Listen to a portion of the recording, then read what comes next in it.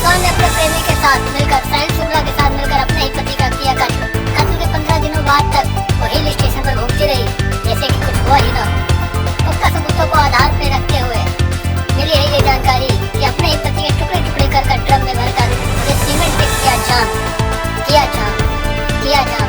मुस्कान लो, अब इसके माँ बाप को भी और कोई नाम नहीं मिला, मेरा ही नाम खराब कर दिया। नाम में क्या रखा है? वैसे भी लड़कियां बहुत खतरनाक होती जा रही हैं। कोई खाली ड्रम रखा हो तो कबाड़ी वाला आया है। साहब, पूरे पुरुष समाज में डर की है। तो आप कहना क्या चाहते हैं? मैं आपको मारना चाहती हूँ। हे भगवान, बस यही सुनने को रह गया था। भाई साहब, आपको महिलाओं पर इल्जाम लगाने का कोई हक नहीं है। मर्द भी किसी से कम नहीं है। अब मर्दों ने क्या कर दिया? जान भी बेचारे की गई और इल्जाम भी उसी पर।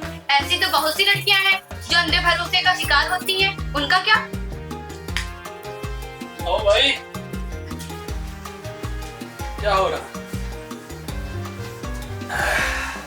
अरे भैया, मैं चाय बना के लाती हूँ। रुको दीदी, मैं बना के लेके आती हूँ।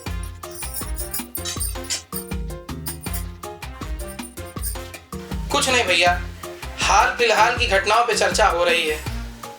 आजकल के प्रेमी जोड़े साथ रहने के बाद भी खुश नहीं है। कहीं कोई सौरभ शिकार हो रहा है तो कहीं कोई श्रद्धा। आखिर कारण क्या है इन सब चीजों का? अब कारण क्या है, ये तो चर्चा का विषय है। कई कारण हो सकते हैं,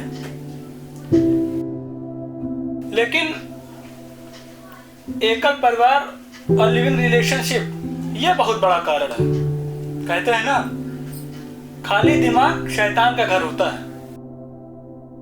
जब लोग घर में अकेले रहते हैं तो छोटी छोटी सी बातें भी बड़ी लगने लगती हैं।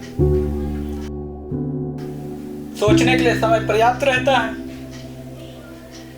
और सोच साजिश में कब बदल जाए इसका कोई भरोसा नहीं। वहीं संयुक्त परिवार में सबकी सोच अलग होते हुए भी एक दूसरे के लिए प्रेम होता है। बच्चों को व्यवहारिक माहौल मिलता है। उनमें शुरू से ही समर्पण की भावना, प्रेम विश्वास की भावना का विकास होता है। ये बात तो सच है भैया। अब मुझे और विकास को ही ले लीजिए, हम सब आपके बिना बिल्कुल नहीं रह सकते। अरे मैं भी अपना राजू पिंकी के बिना नहीं रह सकता भाई।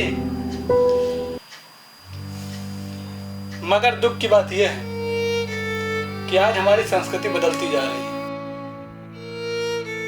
हम विदेशियों के पदचिन्हों पर चलने लगे हैं। लोग हमारी संस्कृति अपना रहे हैं और हमें पता ही नहीं कि हम किस रास्ते पर बढ़ रहे हैं। हमारी नई पीढ़ी बदलाव में जीना चाहती है, मगर उसे संभाल नहीं पा रही। परिणाम स्वरूप ऐसी घटनाएं घट रही हैं। तो क्या ये सब ऐसे ही चलता रहेगा? पता नहीं बेटा, बदलाव जरूरी है,